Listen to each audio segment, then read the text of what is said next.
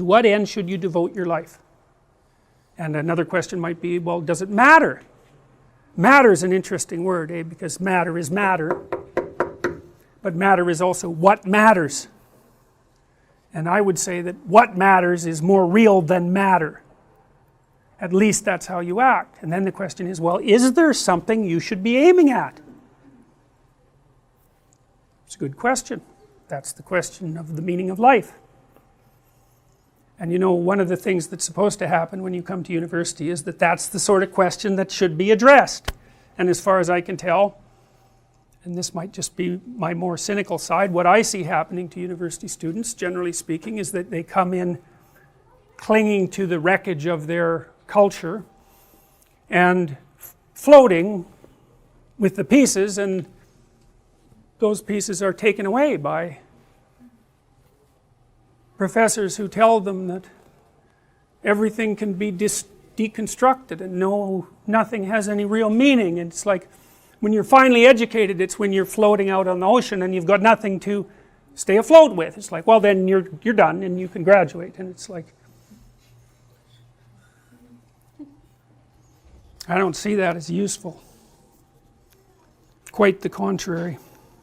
In some sense, you have a map that you're operating within in the world, and that map is predicated on assumptions of different sorts, some shallow, some profound. When the profound assumptions are devastated, huge chunks of the map are invalidated, and that can happen sometimes when dramatically positive things happen as well. So, but the fundamental rule is the more of your axiomatic presuppositions are disrupted, the harder it is on you. You know, like maybe you quit your job because you won the lottery. It's like, hey, I'm off to the beach, I'm going to drink margaritas. It's like, that'll work for about 4 days. You know, you do that for 3 months, you're a beach alcoholic. It's like, that's a real improvement. You know, so it's not that easy. And often too, if you take people out of their routine, you know, they just flounder. Their circadian rhythms go, they don't eat properly, they don't know what the hell to do. You know, so this is often why people have such a hard time when they retire. I'm going to retire and relax. It's like, if I relaxed for 2 weeks, I would die. You know, I need something to do. I need to be engaged in something. There is a problem of what the world is made out of, but there's a bigger problem, and that's the problem of how you should conduct yourself in the world. And that's really what you want to know. People want to know that more than anything. Because you need to know. It's like, here you guys are in university. It's like, you don't know what you're doing. I mean, some of you know more than others, but you're at the beginning of your life, and life is very complex and chaotic, and it isn't exactly obvious, you know, what kind of relationship you should form, or what sort of character you should develop, or what you're going to do for a job, or what's the meaning of life. That's a good one. What's the meaning of life? Well, and you know, people come to university, at least many of them, and that's kind of what they want to find out. Now, Paglia, her notion is that, you could think about it this way, is that articulated knowledge is embedded in inarticulate knowledge. And inarticulate knowledge is the domain of literature and art and high culture, let's say. And we sort of know what it means, but we don't exactly know what it means. It means more than we know. And then outside of that is what we don't know at all. And that's an idea that Jung developed as well, and maybe Paglia picked it up from Jung, because Jung believed that, you know, there was this domain that we had mastered in every domain, and then there was a domain outside of that which you could think of as unexplored territory, and what we met unexplored territory with was our creative imagination. And that what we were trying to do with our creative imagination is to figure out how to deal with that unexplored territory. We were producing dramas that we could act out that would help us deal with what we still hadn't mastered.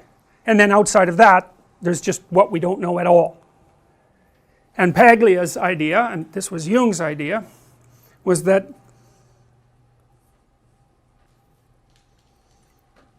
without understanding that surround, you're too atomized. You're not part of your historical tradition. You haven't incorporated the spirit of your ancestors who built all this. You're just here now. And you don't know what to do either, and you don't know how to maintain your culture, and you don't know how to serve it.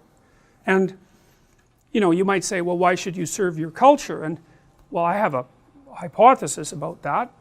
You can think about this. I don't know if it's true, but people ask what the meaning of life is, and it seems to me that meaning is proportionate to the adoption of responsibility. Like, let's say you have a little sister who's like 3. You're going to take care of her. Like, questioning whether that's a good idea just seems stupid. You know what I mean? It just doesn't seem like the right kind of question. It's like, well, obviously, self-evidently, let's say, that's what you do.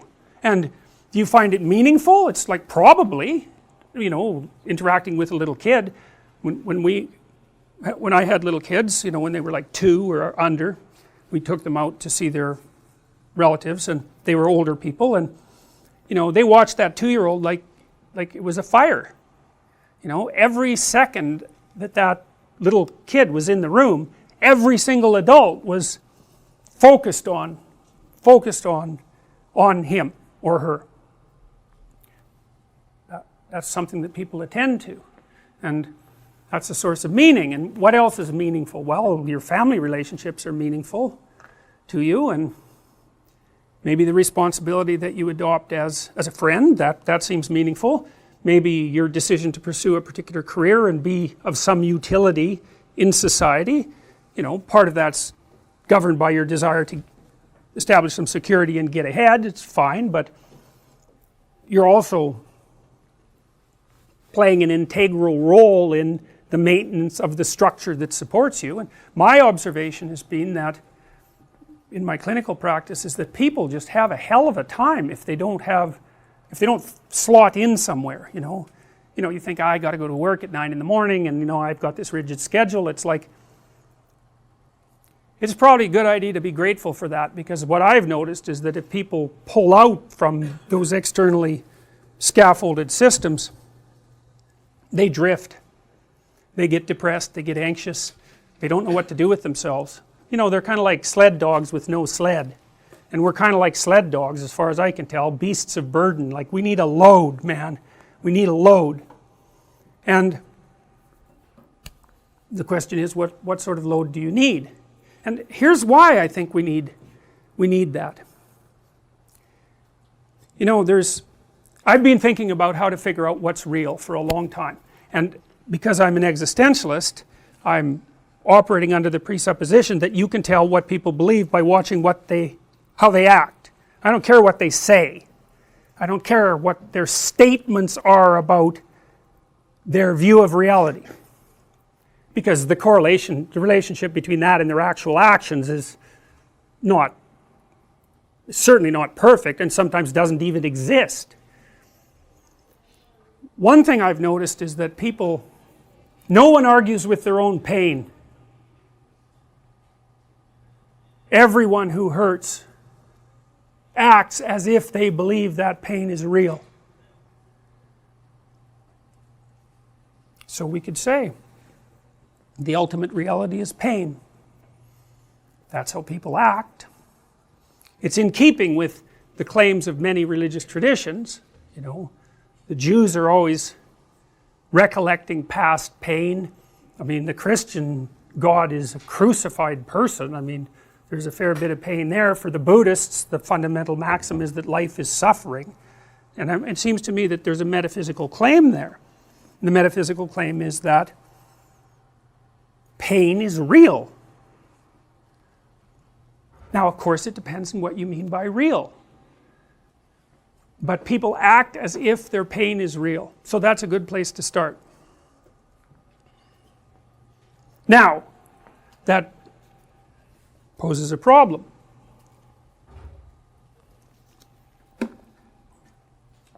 Life is a pain.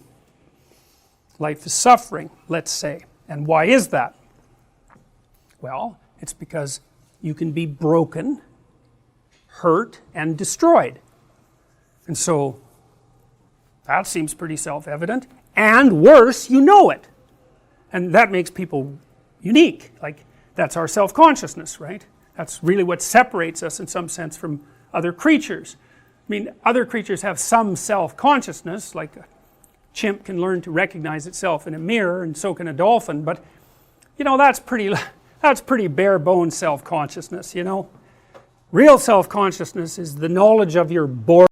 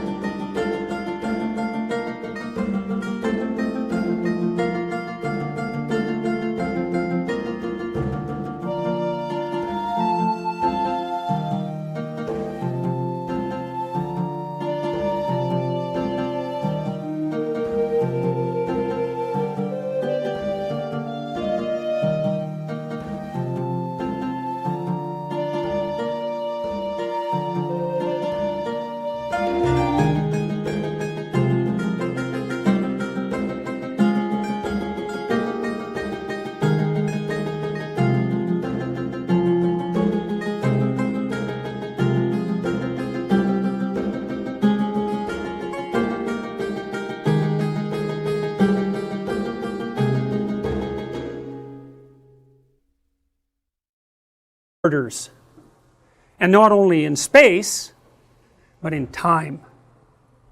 And as far as I can tell, human beings are the only creatures that have discovered the future. And that's really good because we can plan for the future, but it's really bad because, you know, the future's finite, and that's a big shock to the old system. and it's the existential burden that everyone bears, and it's associated integrally with suffering. And so then you think, well, life is suffering, and it's finite, and that's part of the suffering. That's part of what makes you question the value of existing, and maybe the value of existence itself. So then what do you have to use as a weapon against that? Well, you know, we talked a little bit about responsibility. That seems to work, you know. The amount of responsibility that you adopt in relationship to things seems to increase your meaningful engagement. And you might say, well, what's the most meaningfully engaged activity? And you might say, well, how about a little reduction in the old suffering, you know? So you live your life so that you're not causing undue pain, especially pointless pain. That would be good, and maybe you could even be more useful than that, and you could figure out some ways that some suffering, yours, other people's, both, if you're really, you know, hitting a home run, maybe you can figure out some way that some of that could be rectified. And that seems to be meaningful in and of itself. I mean, if it's pain that makes you doubt the meaning of life, which is perfectly reasonable, then the cessation of pain, the cessation of suffering, the minimization of suffering, as a logical corollary, should be the proper medication. And so I would say that means that there's some mode that you can conduct yourself in that makes you a good person. And part of being a good person is to alleviate suffering.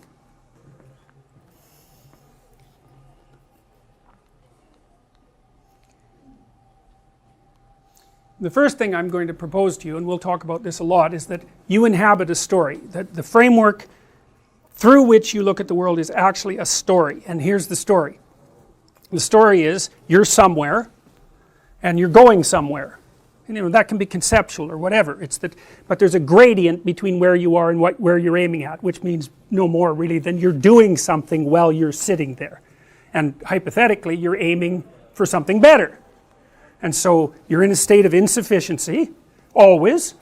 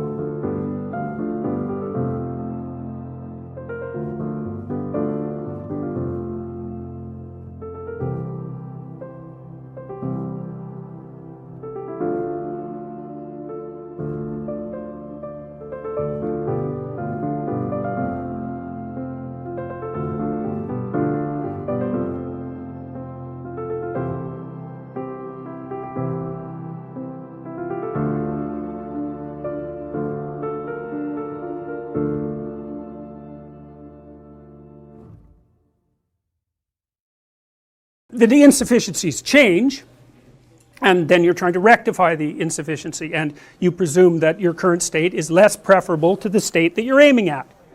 And then the way that you bring those two together is sometimes you can do it through thinking, but fundamentally you do it through action. You do it through acting in the world. And so that's sort of the answer in some sense to the mind-body problem.